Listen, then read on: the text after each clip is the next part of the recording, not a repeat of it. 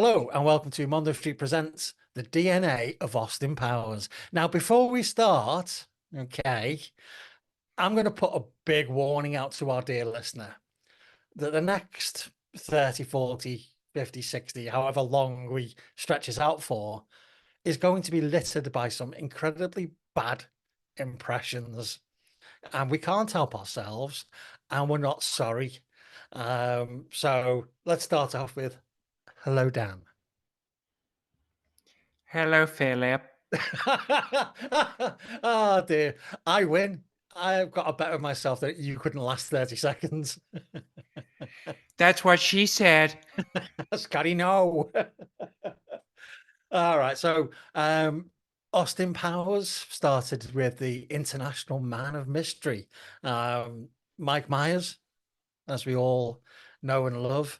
But where did Austin Powers come from?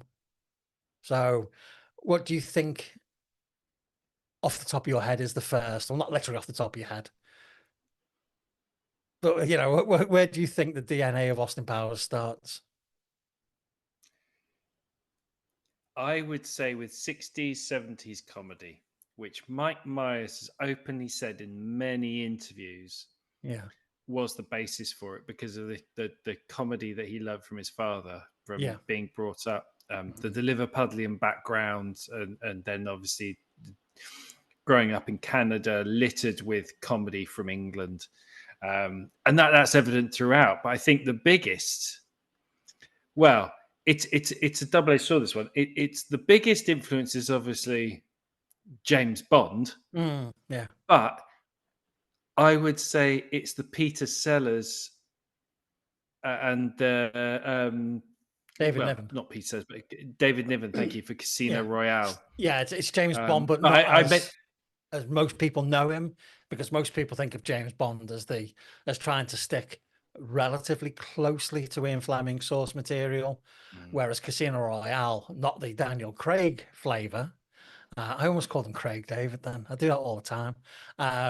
You know, what did you do on Monday? selector, bow selector. Yeah. Oh, 7. Yeah, it's not the Daniel Craig Casino Royale. And his Casino Royale is not a remake of the original Casino Royale, which was more of a spoof spy, starring David Niven as Bond. And Woody Allen. I mean, if you got Oh, Woody the Allen in cast it, is it's amazing. not going to be serious. Oh, the cast is amazing. And I was kind of surprised the first time I saw it. I was kind of surprised it got made, that the Fleming estate Same. didn't object more. I think if somebody tried to do it nowadays, I think there'd be massive objections. And I think there'd be court cases and litigation up the yin yang. I think back when that was made, which was what, mid to late 60s, Yeah. I think people are a lot more relaxed about, copyright and character infringement. But yeah, it's bizarre what they got away with. But it's also a film that very nearly didn't get made because Mm, it was not a happy production, yeah. which is why I think when you watch it, it's not the greatest film. It doesn't have a great flow to it. It seems very cut up. There's not Oh, something yeah. to it. I can't Yeah. quite put my finger on Yeah. it, but that sort of stuff also you can tell through the Austin Powers franchise is something that falls Yeah. in as well, which I think I, works. yeah. I think you can actually, you can put your finger on why it feels disjointed as a film, because it had 3 directors. Yes, that's why. Yeah, yeah. Yeah. So you've got these clashing styles, and one of them is John Huston, who wasn't exactly renowned for comedy, as far as I can remember, trying to make some kind of light-hearted jape. Um, yeah, so I'd lay that, straight at the floor of having, a myriad of writers, but 3 directors. And I think, well, what's the last film that comes to mind where there's been more than one director? It'd be the Russo brothers or um, I'm not quite sure how you say that nowadays, but is it the Wachowski sisters that did The Matrix? Mm. The Wachowski family. Wachowski. That's the South Park. Is that South Park? Is it? What's the surname then? we yeah, we'll go with what you said. Yeah, the directors that made The Matrix. Yeah. You don't tend to find many films that are directed by more than one person that Mm. are cohesive. And although this had a wonderful cast, absolutely superb cast, lots and lots, Orson Welles as Le Chiffre. You can just imagine that guy being half tanked with a big cigar, which is exactly what he did all the way through it, and Sellers, you know, Sellers effectively being Inspector Clouseau, but Yeah. with license to ill or kill or Yeah. whatever. Yeah. So it was a massive influence on Austin Powers, I think. Yeah, I think it'd be hard to argue with that. I read today an interview with Daniel Craig, which I thought was very funny. One of the reasons he put that they went hard with Casino Royale and they took a complete deviation from other Bonds and they Yeah. went sort of hardline serious Mhm. was that Austin Powers killed the Bond franchise at that point from being tongue in cheek. He's openly said in an interview, we Yeah. had to go that way because Austin Powers killed Bond. It's like, Yeah, I think can that, see that. yeah, because if you look back to the mid-70s to mid-80s when Roger Moore was Bond, that was almost Austin Powers towards the end, wasn't it? When he got to Moonraker. Oh, totally. Yeah. Oh god, the puns were thick and fast. Oh yeah. It's just It was it wasn't the finest era for Bond from a let's take it seriously point of view. But you can see I think Bond, sorry, Casino Royale with its light-hearted look at Bond was a massive influence. But I think Roger Moore was the Bond which is aped the most by Austin Powers. Yeah, I think the whole Bond franchise, because if you look at certain key parts and how it references Bonds, I mean, Dr. Evil with his sharks with freaking lasers is straight out of, is it Live and Let Die? I think it's Blofeld, isn't it? Yeah. He's which was later played by Christoph Waltz. Yes.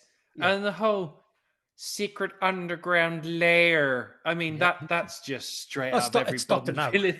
It's from Dr. No to Tomorrow Never Dies, isn't it? It's every Bond villain has to have that layer, that stupidity layer, and every single James Bond villain has to give away the plot. Moments before making a really crap attempt at killing him, and that again is aped all the way through Austin Powers to the point where Dr. Evil's son Scott says, "Well, I've got a gun, I'll just go and shoot him, and then it'll be done." And he's like, "No, Scotty, no." I think that one of the things, when you look at Austin Powers, you've got the groovy, yeah, baby clothes, the ruff and that. But I think that the face, there's a lot of Michael Caine in there, and he's wearing the Harry Palmer glasses. So I think our next part of the DNA, and it's hard not to mention DNA, but to Austin Powers and not kind of relate it to his mojo that gets stolen by Fat Bastard, because that is in his essence, his DNA, isn't it? But I think whilst there might be some more obvious ones that people think about, I think Harry Palmer is the next one after Bond. Oh, totally. It's that sort of 60s. The thing about Harry Palmer was he's sort of an anti-spy. He's not your slick, suave Bond. He's your take a bird back later at night, cook us some bacon and eggs in the morning. You know what I mean? It didn't take you long to fit Michael Caine in, did it? That's what she said. Oh my God. Oh, but yeah, I think that the look of Harry Palmer is in the eyes. I think that, and that obviously spawned on to actually being fortunate enough to get Michael Caine to play his dad in Goldmember. Shatter Turtle, which is just insanely good casting. because it is a nod to the to the tradition and their referencing. Totally, but that scene where they are that they do the Cockney rhyming thing with the shat on a turtle, Yeah.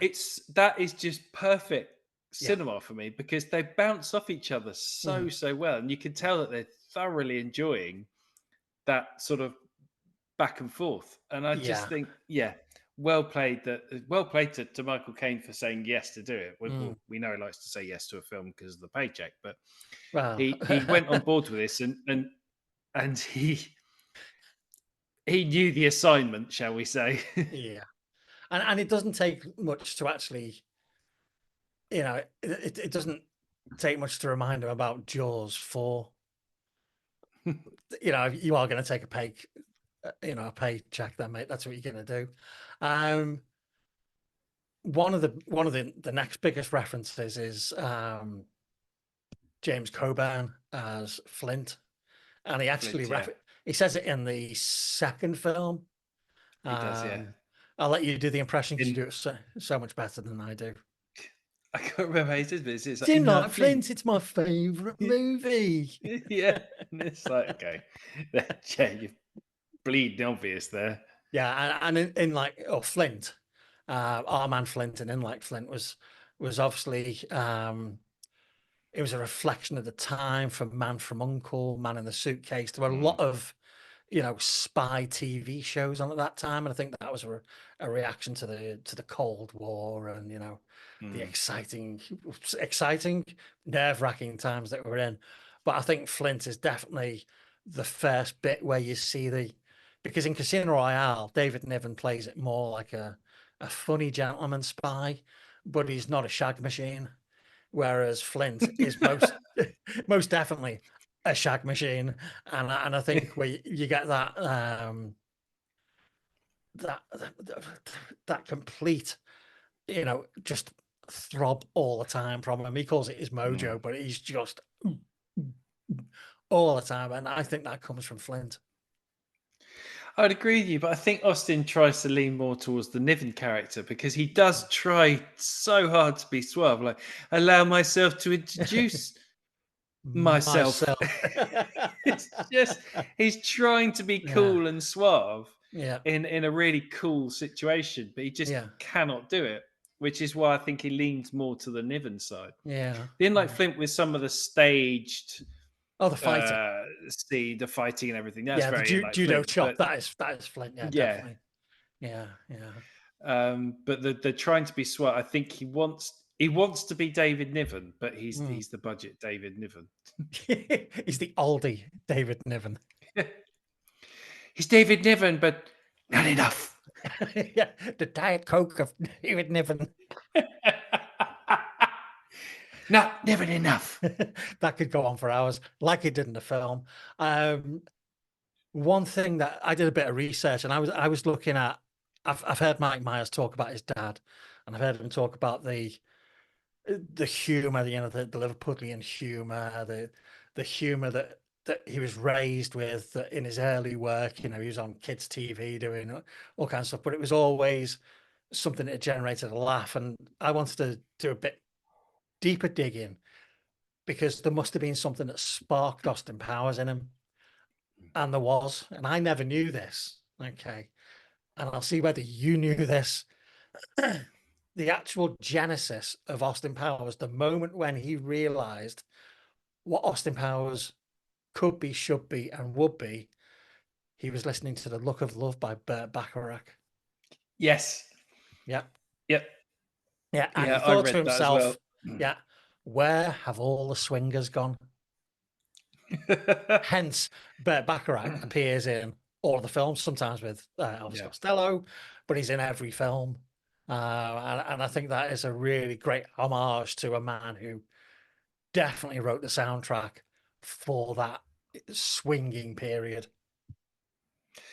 He wrote Alfie, didn't he? Didn't he write the theme tune to What's It All About, Alfie? Which Cilla Black sang.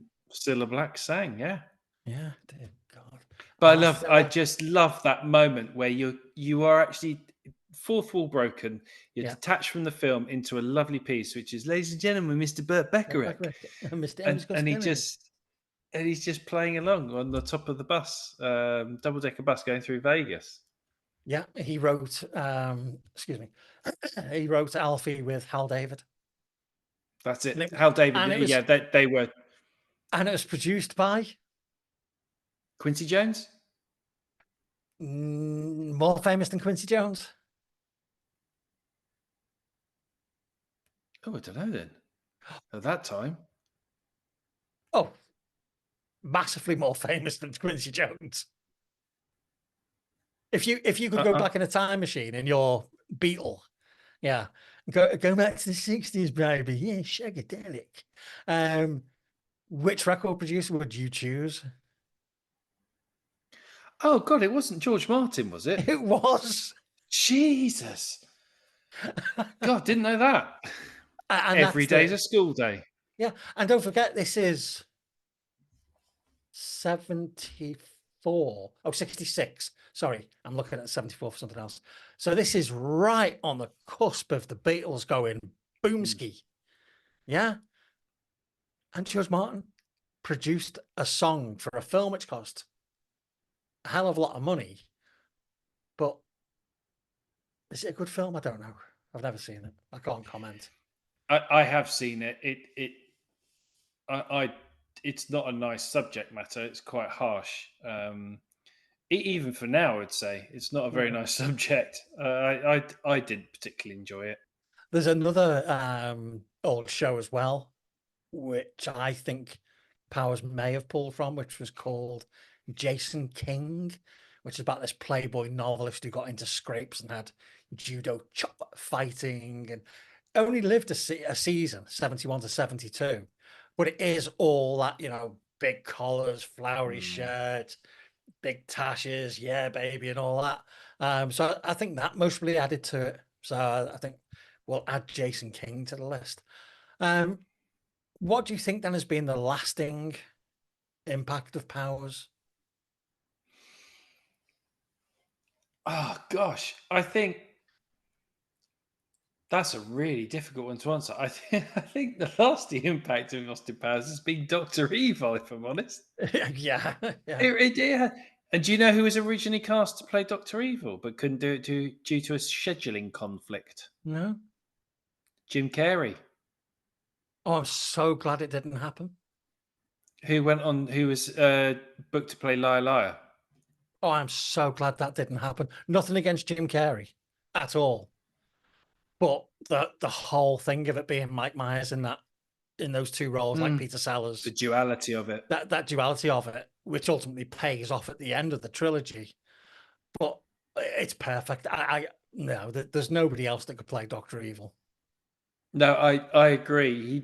Mike Myers didn't want to play multiple characters, but it just for that duality, it works so well, so well.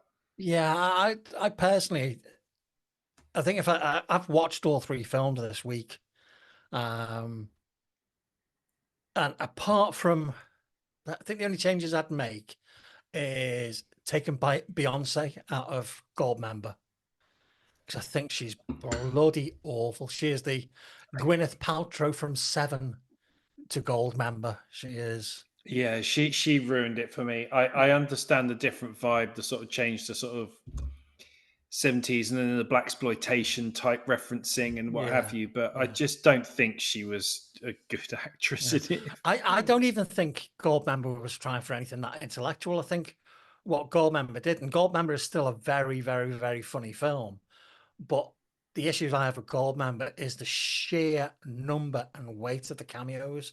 By the time they got to Goldmember, it was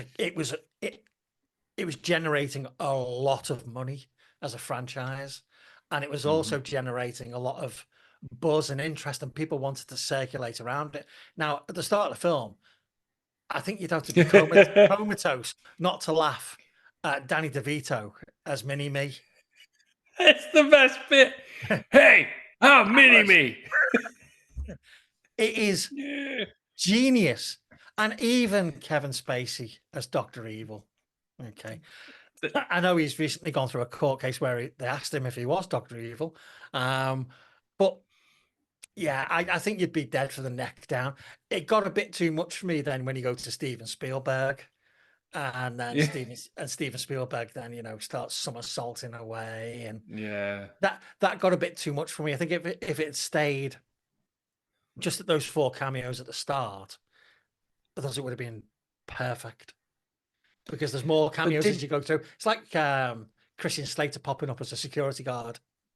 And that was at the peak of Christian Slater's fame. He well, not maybe the peak, but he was still, dare I say, relevant at that point. He was still enough to, Broken Arrow was somewhere there or thereabouts with John Travolta, so that there was still an element where people would go and see a Christian Slater film, and there's lots of little cameos that pop up, and I think they detracted from what was some very, very fine comedy in that film. I think it detracted from Goldmember himself. That's what she said. Yeah. Because he, as a villain, I mean, yeah, highly quotable. I like gold. Yeah. Yeah, she's crunchy. Yeah, but it's gold leaf thin, though, isn't it? The character. It's not great. It's not great.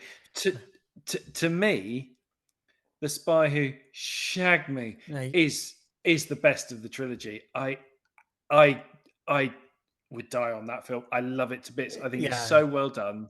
Yeah. I think that Austin Powers' International Man of Mystery is a great film. For what was it, a 16 million budget? It ranked 68 million. I think no. Its numbers are better than that. You keep talking, and I'll get the numbers.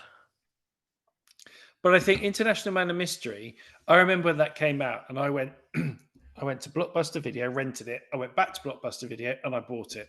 Yeah. Because I just adored that film, and I watched it on loop. I had the soundtrack on loop. It's a great film, but there are points where I feel it's stuttered. The sort of the flow of it wasn't there in parts. It just felt it slowed down, or bits weren't quite right. But with The Spy Who Shagged Me, that was all ironed out, and I just felt it was there. And need to point out a little cameo for a certain infamous comedian now. Oh dear. Who was in that? Oh no, infamous for good reasons. Oh right, okay. Infamous is normally a negative term. No, not anymore. Okay. But I have fallen down and I have broken my leg. I bet a young unknown Will Ferrell as Mustafa. Yeah. Mustafa, not Mustafa. Mustafa. I think I have broken my leg, and it smells like almonds. Yeah, I can see the bone. You were right about I will try standing on it. Crack. Yeah, you were right about the receipt. I do apologize. It's where they got to The Spy Who Shagged Me, and it went ballistic. It was a 33 budget, gross 314. So that's a massive leap. I think the thing with International Man of Mystery is that there was almost like at times there was almost like an SNL feel about it, and some of with International Man with the first one. Yeah, I would agree with that, but that's his background, so it's gonna. So and some of the sketches weren't quite knitted together properly. But I think Jay Roach, for such a small budget, did a phenomenal job with it. Completely, because they did the right thing. They didn't go heavy on big flashy, action trope events. They put the money into the script, and that was what was needed to set up the franchise. And I think you're right. I think The Spy Who Shagged Me is the best of the three. It's the most accomplished, but I still have a massive soft spot for the first one because it introduced that humor. But being a little bit critical about The Spy Who Shagged Me, it doesn't half repeat a lot of the jokes in the first one, but I think a bit more polished. A bit more polished, but I also think it may have done that because the International Man of Mystery was a bit of a sleeper hit. It did better on VHS than it did in the cinema. VHS, how old are you? Well, yeah, shows the time. But it was. I watched it on VHS. No, at it the was time. I had it VHS. on. It was Yeah. Spy Who Shagged Me was out in what, June '99. Hmm. Oh, there may have been one or two DVD players available on the UK market at that time. I think I bought mine from Richer Sounds, or maybe as an import. My player, but I had it on. I had Spy Who Shagged Me on DVD. I know that for sure. Yeah, most probably the year after in 2000. Yeah, Yeah. Uh, probably. yeah, because DVDs at that point, I think they started to take off probably about 98, something like that. Because I had a Laserdisc player for years. I think I bought it off Play.com. That shows on my Oh my age. God, that website, thank God it's gone. Oh my God. The amount of money that went through that website on Region 1 DVDs because we couldn't Yep. get good stuff over here. Yep. Oh my Yep. Oh God. my goodness.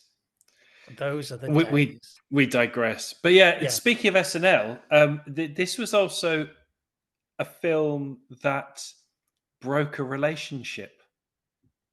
Okay. Dana Carvey, Oh, right. Okay. Yeah. he of Garth fame, Yeah. Schwing. was particularly upset because he claimed that Dr. Evil's voice was based on his impression of SNL Lorne head Michaels. honcho Lorne Michaels. All right. And when you hear Dana Carvey doing his impression of Lorne Michaels, it's a little bit close. Yeah. Yeah, but that's like But saying, that's why they yeah, fell out. yeah. That's a pity that why didn't just Mike Myers throw him a bone, throw me a freaking bone, just to placate him a little bit, Hmm. just give him Which a is why when they came back a few years ago to do that SNL so many years of, and they brought back Wayne and Garth for a yeah, Wayne's World special, yeah, obviously at their current age. mhm, It was a big thing because they had not been close for a good right, chunk of time. So it was like the sort of the reunion of them. yeah. It's a pity that, It is a pity. yeah. But going back to Austin Powers, it was, I don't know. I love the fact that apart from the too many cameos and Gold Member, I love the way that they got Rob Lowe to come in and do a pitch perfect Robert Wagner. It was insane when I first saw it. I went, huh? Have they de-aged Robert Wagner somehow? Daddy. Yeah, gonna shed a tear. Gonna boo? Gonna shed a tear? If you got an issue, have a tissue. It was. I just thought it was absolutely fantastic. So the lasting legacy of Austin Powers. Then there's a scene in International Man of Mystery where he's catching up on history. Yeah, where he's trying to and he's doing the Air Jordans and it blows up and he's puts the DVD on the record player and all that, which was beautifully aped in Captain America. Do you remember the scene? Oh God, I didn't even that didn't even click. Yeah. Now, obviously, there must be lots of films out there where somebody has Yeah. caught up with history, although I can't think of too many. But that just stands out, and I don't know whether the Russo brothers did it on purpose or whether they took it from there. But I can just see, I can draw a straight line from Austin Powers to Captain America now. So is Austin Powers in the multiverse? I love that. You know,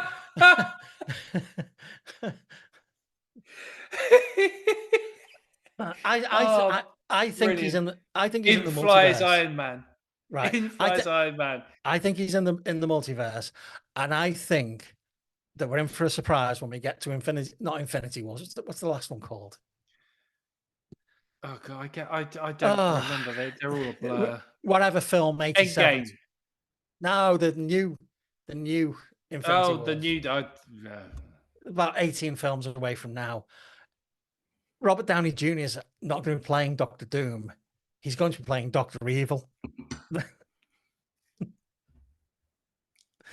And it's not going to be Captain Marvel or Captain America or anybody else saving the day.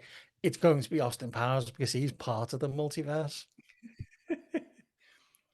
Look, there's a freaking man who's an ant. Yeah. You're not very big, are you?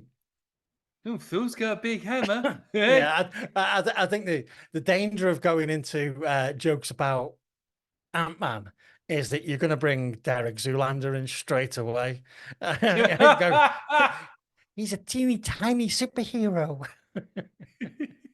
No, but I just see that line from Austin Powers to Captain America. So in my head, Austin Powers is in the multiverse.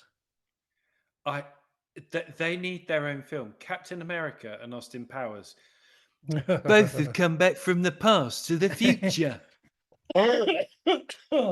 Yeah, I don't. I don't know. I think this Captain Powers and Austin America. That's what we should pitch to the Russo brothers. That Austin Powers is the new Captain America. Yeah, Yeah, baby. Dear Mr. Disney. Yeah, you can imagine Captain Powers meeting Wanda for the first time. Very good, baby. Dear Mr. Feige, I would like to pitch you a really great idea. In fact, one could say it's a groovy idea. It's great. I think Right, Tony you know. the Tiger. You look at we're doing our usual Marvel bashing. Okay, so I'll keep it brief. Look at the trajectory that Marvel films are on. Okay, I'm going to say classic Marvel, and then I'm going to use another phrase in a tick. So look at the trajectory that classic Marvel's on. Yeah. Now add in Wolverine and Deadpool, which is new Marvel. You still need something else. There's a space for Austin Powers. There really is. Well, moving away from the Marvel verse, is that Austin Powers 4 has been talked about for, I think, about 10 years now. Coming up to 10 years have it been talked about? But Mike Myers being the one who keeps talking about it. I don't think it's going to happen. Apparently, they've got a story and they've got part of the script there. But if they're going to bring back Shrek, yeah, I think you're going to have to say the name of the show because I can't remember what it's called properly. But he had one on Netflix last year. Oh gosh, even the Pentaveret. The Pentaveret. I love Mike Myers. I think Wayne's World and Austin Powers are brilliant. I think So I Married an Axe Murderer is better than Wayne's World. That's my personal opinion. That's just his pure bleed comedy. And So I Married an Axe Murderer. I just love it. Love that film. Yeah, Shrek's a one-trick pony. Shrek came up with a formula very, very quickly. In the first film, it was talk like that. That's all you got to do. I think his creative heyday is behind him. And I think that's why he doesn't work a lot. I don't think he enjoys it anymore. Well, the Pentaveret sadly was something I abandoned partway through. I just couldn't get on with it. I really couldn't get on with it. It's really sad because I'm a big Mike Myers fan as well. Yeah. And it was a real shame. But I think keeping Austin Powers as a trilogy is how it should be left. Do not soil the memory of that. And I think we're going to discuss it on one of our upcoming podcasts. Is we're going to look at historic IP. Do we need to bring back franchises, films? Looking at you, Beetlejuice. Do we need to bring these things back? Yeah, and I think Austin Powers is one that needs to just be kept as a trilogy left. Do not do not open it up to Austin Powers Jr. Lil Austin.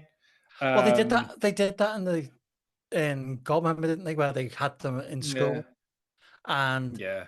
that was brilliant. But that was enough. I think the episode's going to be is nostalgia enough to greenlight a film. Mm. And I almost always say no. And I think to do any more with the Austin Powers IP, when the world, think about how much the world has moved on.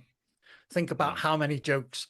There's not many jokes in Austin Powers where you go, oh, that's close to the bone, because it was well written at the time to not be too edgy, to be a little bit saucy, but not too edgy. But even people now think, what's the actress's name? Sydney Sweeney. I saw today online that people are calling her breasts anti-woke. Sorry, what now?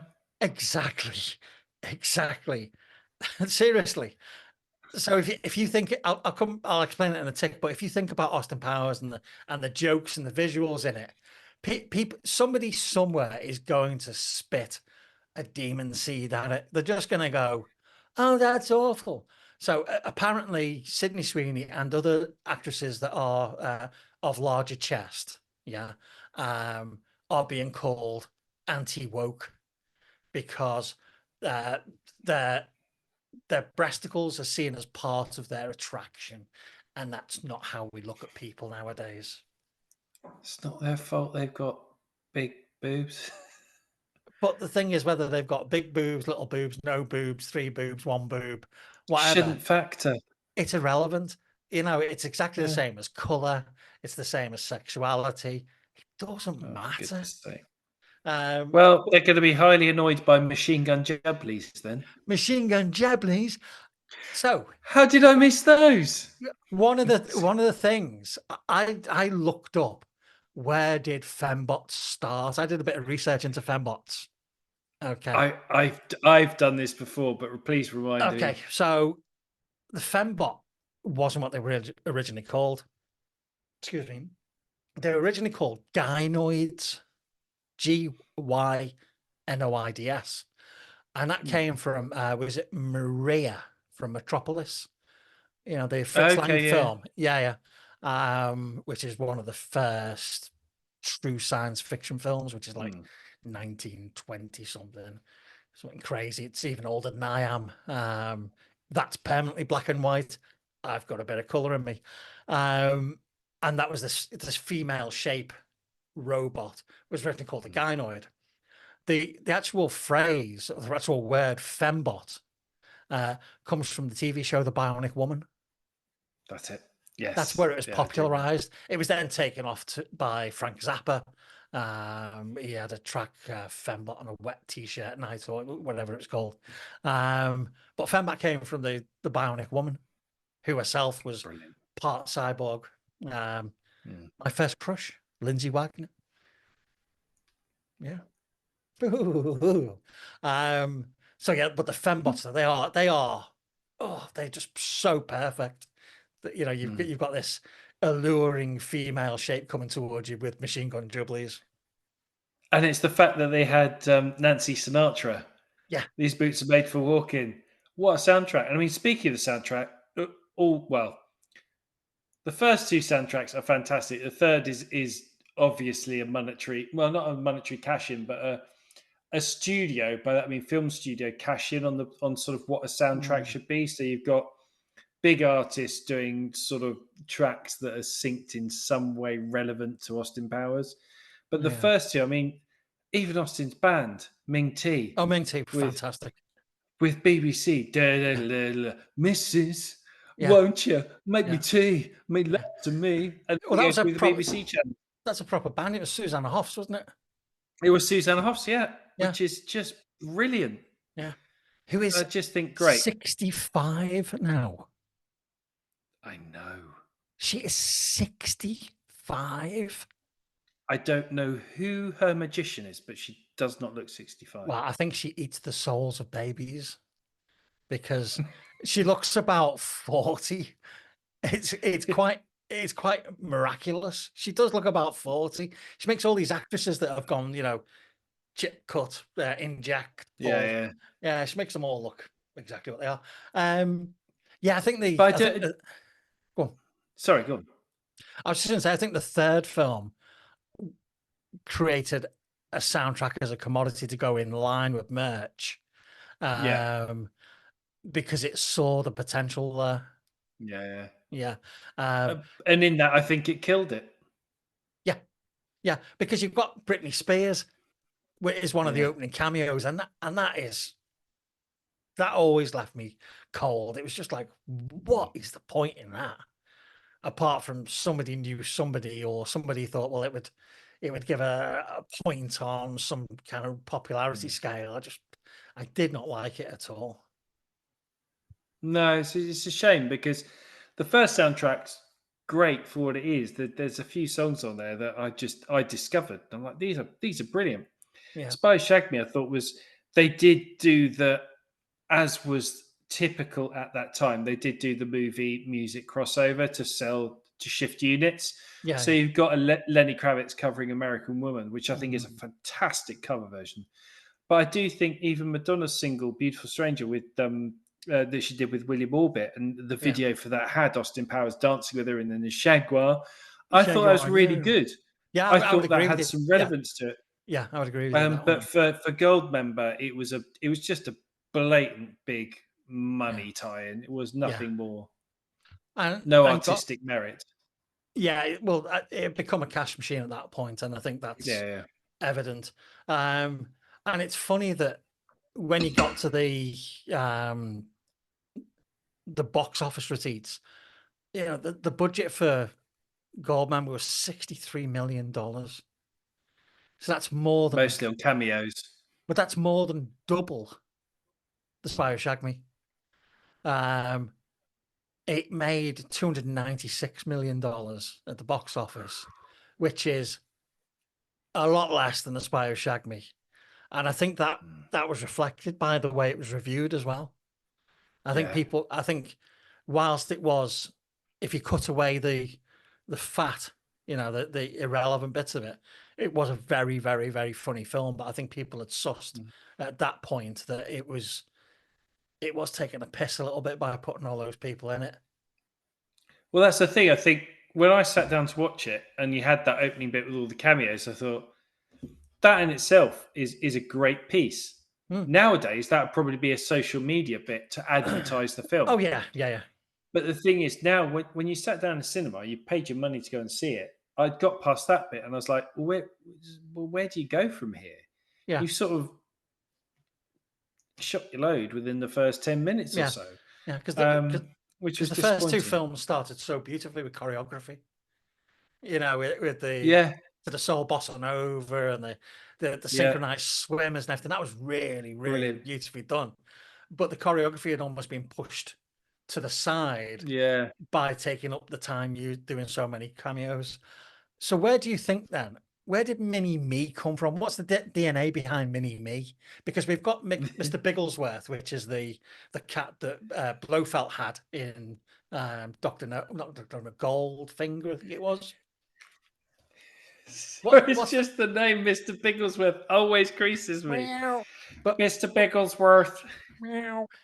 But what's the DNA of Mini Me then? And don't say Dr. Evil, okay, because that's just being flippant. But Do you know what? I don't know, but going back, taking Mini-Me as a springboard into what you were saying earlier of the woke agenda is these are films that Mini-Me is one of the reasons a film like that would not be made today. even though Mini Me Be- is a genius character and gave I Vern know. Troyer an opportunity to be a fully fledged actor who does some of his comedy timing in that is amongst some of the best in the films. Oh, he is absolutely superb. But if you think about Mini-Me, fat bastard. Kind of looks like a baby. Yeah. He weighs a metric ton. Well, I you've eat not- because I'm unhappy, and I'm unhappy because I eat. And, you know, Yeah, I you, detract from your original. you can keep it going on. You can go about the Japanese twins. You know, Fukumi and Fukyu. Kiss your mother with that mouth. Twins, Basil. And you've got that comment. You can go through the script of all three films and go, you know, woke alert, woke alert, woke Yeah, alert. totally. But they are of a time, and we will reference them of that time. A time that you and I were No, I enjoying these films for what yeah, they were. You know how much I hate when films and TV shows have on it. The following film represents values and thoughts that are not consistent with today's values. I think, fuck off.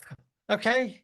It's a piece of art. Do we suddenly go and get To Kill a Mockingbird and take out the nasty bits? Do we suddenly go and get The Lion, the Witch, and the Wardrobe and rip all the God references out? Of course we fucking don't.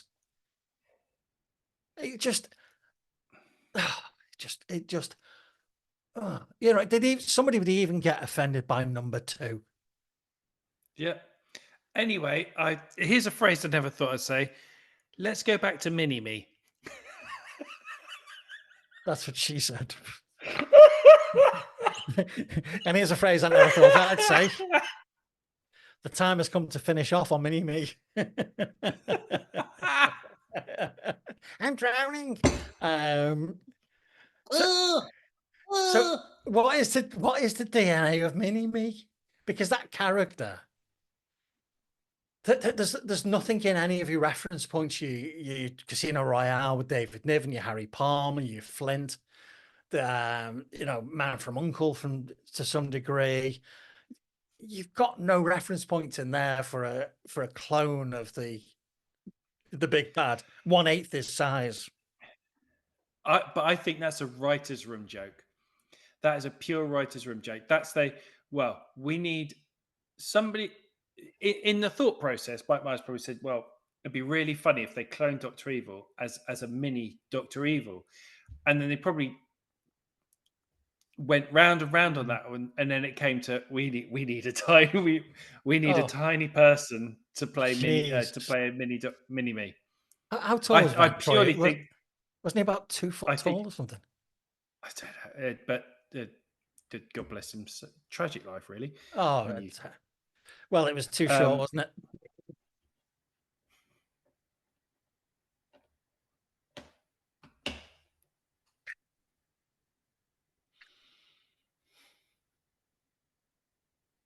He was 2'8".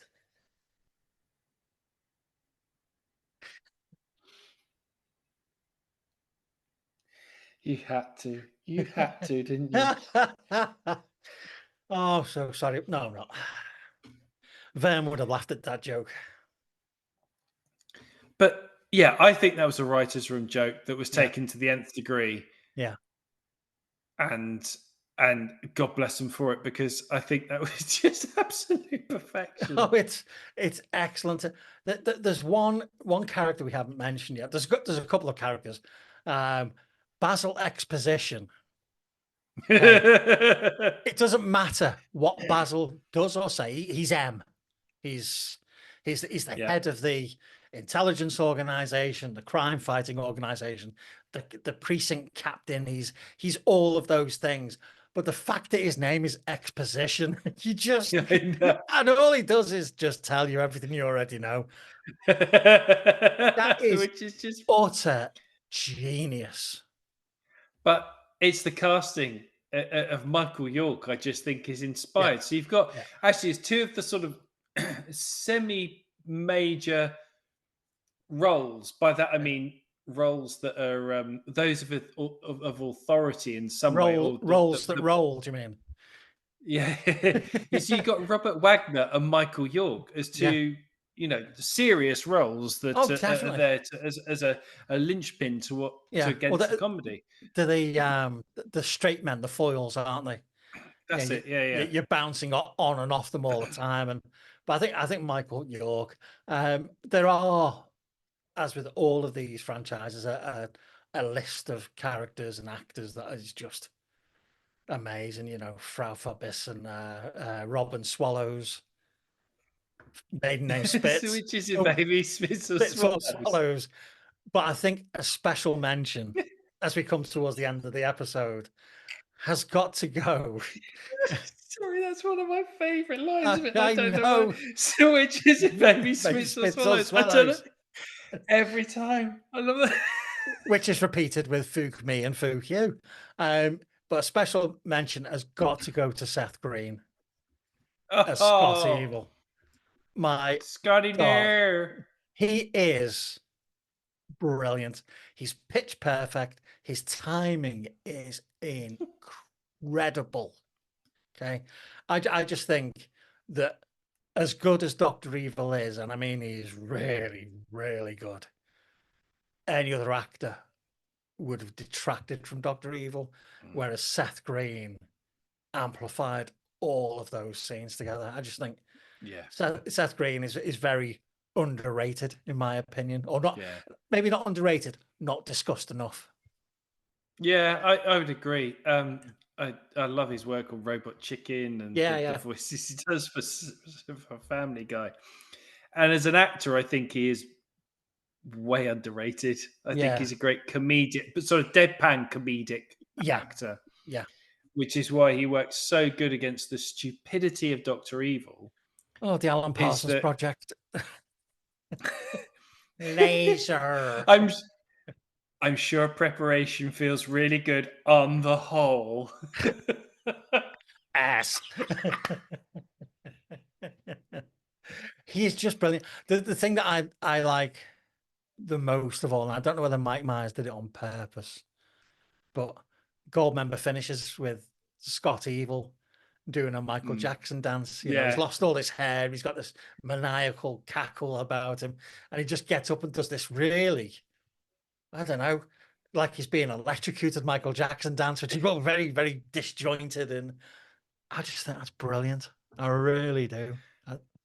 Well, I think that comes into the fact of how much these films were improv, because I think Mike Myers credits the first one to something like 60 to 80% of it is improv.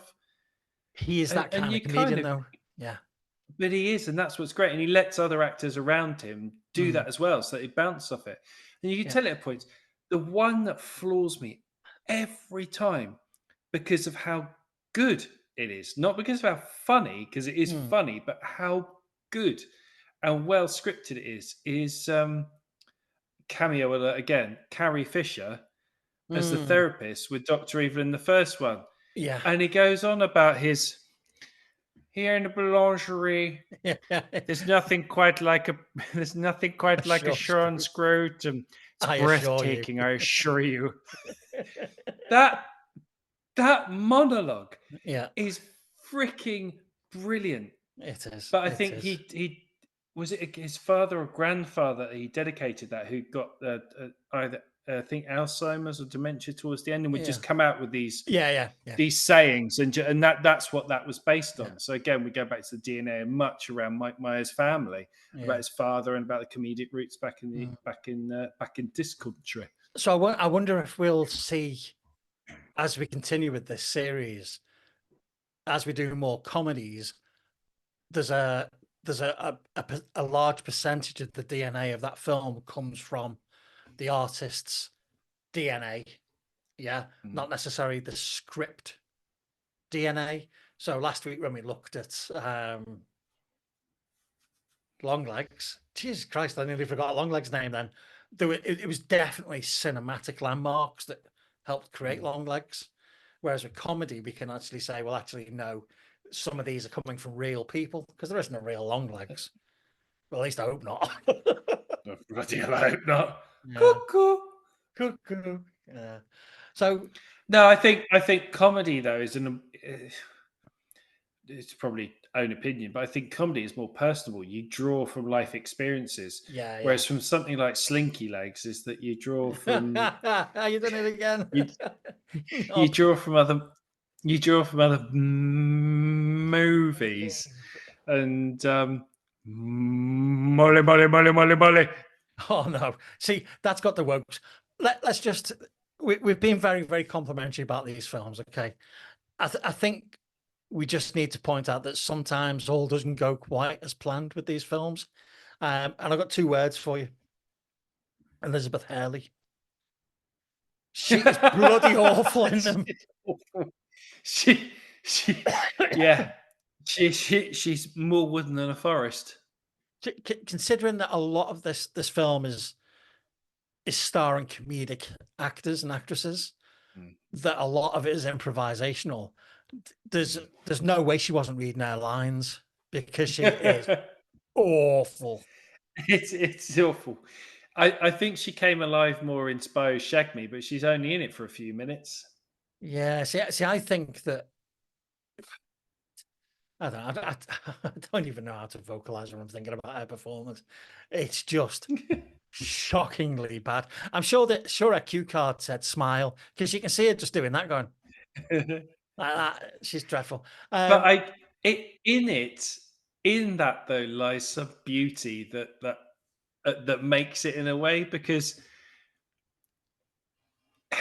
how do I phrase this correctly? With words and Harking back to shut up. Harking back to films of that era is that the lady was there for a certain reason. It was to look good and look pretty. And I think that's what Liz Hurley was there to do, because my God, the acting was not great. I think you've got that in a nutshell. But this is me in a nutshell. Oh, I'm stuck in a nutshell. What kind of a nut is this? Right. So as we come towards the end of the episode, I'd like to just do a roll call. And I'll try and do this as smoothly as I can. To the characters that we haven't discussed so far, who have heritage and DNA through 100 films through the 50s and 60s and 70s, whether they be a Bond film or Casino Royale or a James Bond film, because James Bond female characters are always named something which is a little bit suggestive. Yeah. So we're going to start off with a Lotta Vagina, which is yes, that's a character called a Lotta Vagina. Wow. Then we have the Irish hitman called Patty O'Brien. Sorry. Who I thought for quite a while was played by Michael Keaton. Jesus Christ, you need your eyes tested. If we move on to the second film, The Spy Who Shagged Me, suggestive title, Heather Graham, the beautiful Heather Graham, Felicity Shagwell. Okay, that's very James Bondian. It's very James Bondian. Robin Swallows, who we've already mentioned, maiden name Spitz. Frau Farbissner, which I don't know. I don't get what Farbissner is, so I don't know, maybe I'll leave that one alone. Then we have the Foxy Cleopatra from Goldmember. Was not the right name for that character. It was a blaxploitation name, not a fanar innuendo name, which is a bit disappointing. Fook me and Fook you, which I just thought great. And where is he? Fred Savage as number 3. You go, why is number 3 mildly offensive? Because he has a mole on his face, and the mole gets quite a lot of attention in the film. Quite a bit. Don't mention more. So I would like to, if Mike Myers ever comes across this podcast, ooh, there's a thought. If he ever finds this podcast,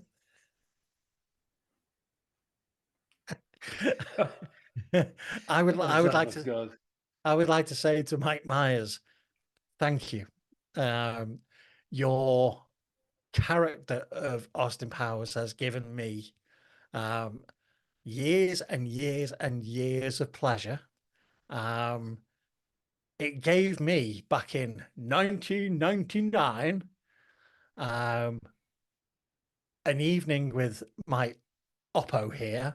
Oh my God, yes. In the Forgotten that. Pillsworth, which is in Bury, Greater Manchester, Warner Brothers multi-screen cinema. Ooh, it was a big thing back then, where we went to see The Spy Who Shagged Me Listen, and South Park Longer Uncut, or whatever the fuck it was bigger, called. better, longer, uncut. Yeah, as a double bill, and both nearly died of laughter.